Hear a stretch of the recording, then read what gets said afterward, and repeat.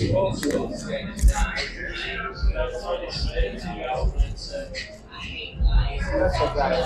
younger brother is my cousin. My cousin. What should I say?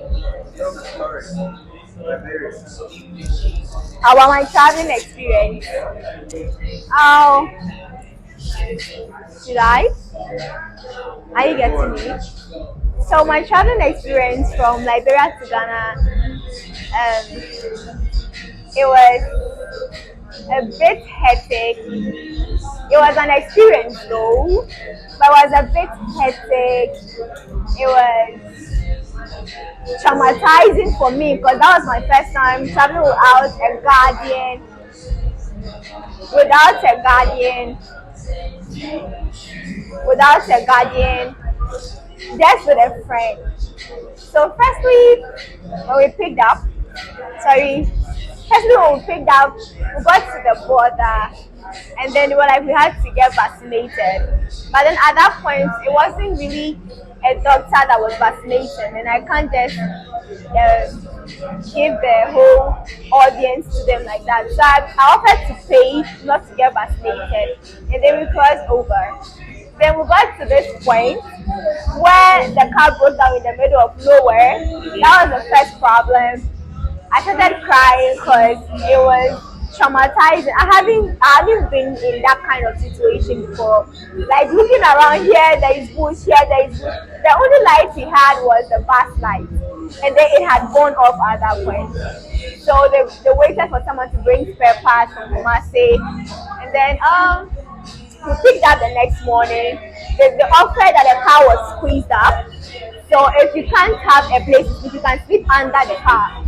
So I went out with my sister. We were just standing because if you are in that kind of stressed out situation, we don't expect me to sleep obviously.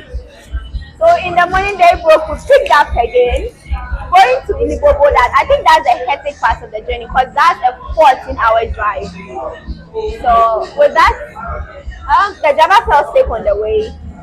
The driver fell sick on the road, and then they said they had to hospitalize him for some time. Like we haven't even covered the 14-hour journey yet. We haven't gotten to Ghana's border yet. This was a two and half day journey or whatever. But here's the point to be on the road for 3 days. Like how? So after that, they hospitalized the driver.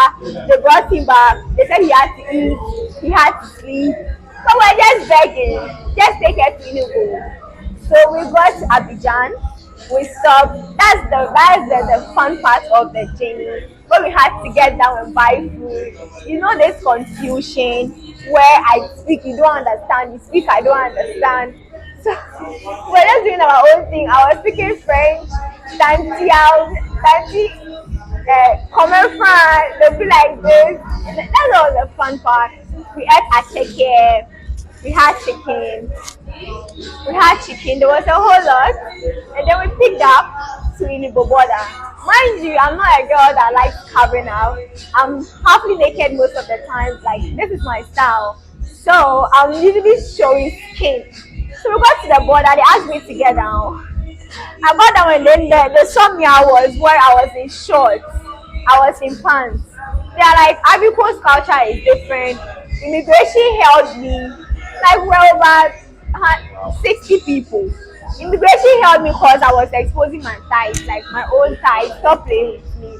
So they held me, asked me to cover up. I mean, like I paid to get on this bus. My passport is correct. I have residential permit to stay in Ghana for 6 years. And then you just hold me because of my choice of dressing.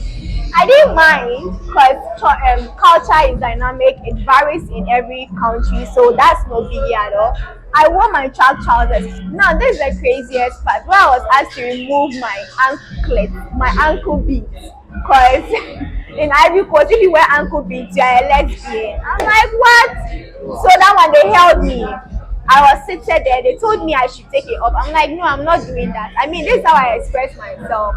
And then I said I was getting serious. I was delaying everybody, but at this point, everybody started remembering, like, we kept long on the way. Why wouldn't this girl just do? So I had to take my feet off, and then we set up from Ilibo border to the camp junction where the bus stops finally.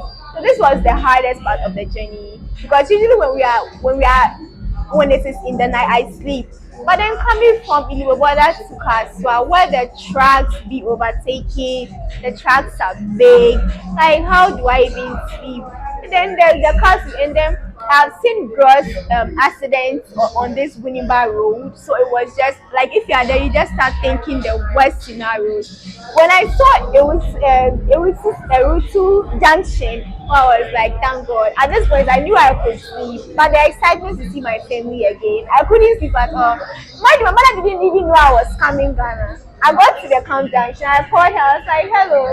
She's like, hello. I'm like, Pacha wine. She was like, sorry to say, now crashing even our friend, yeah.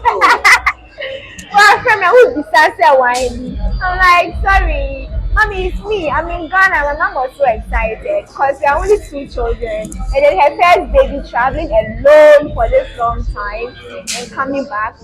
It was fun. So, in summary, my trip was bad, but not really, really bad.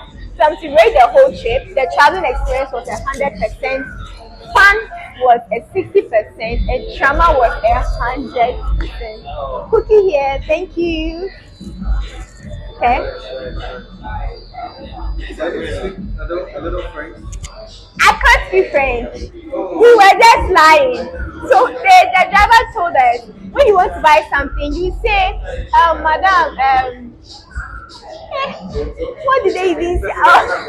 So I grab things, so I can grab languages. I'm really bilingual. So in that short time, when I hear them saying, there's this phrase they use to buy everything. So when people want to buy, they'll just, why is that white girl?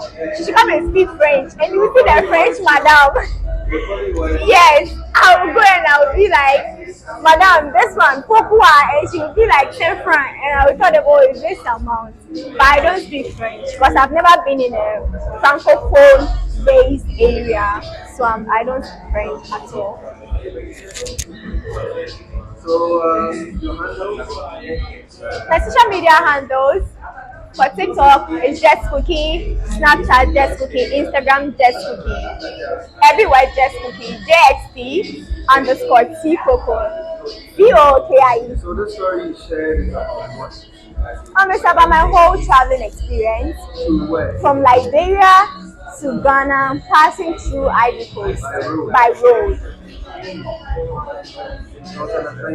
Yeah, it was. It really was. Thank you.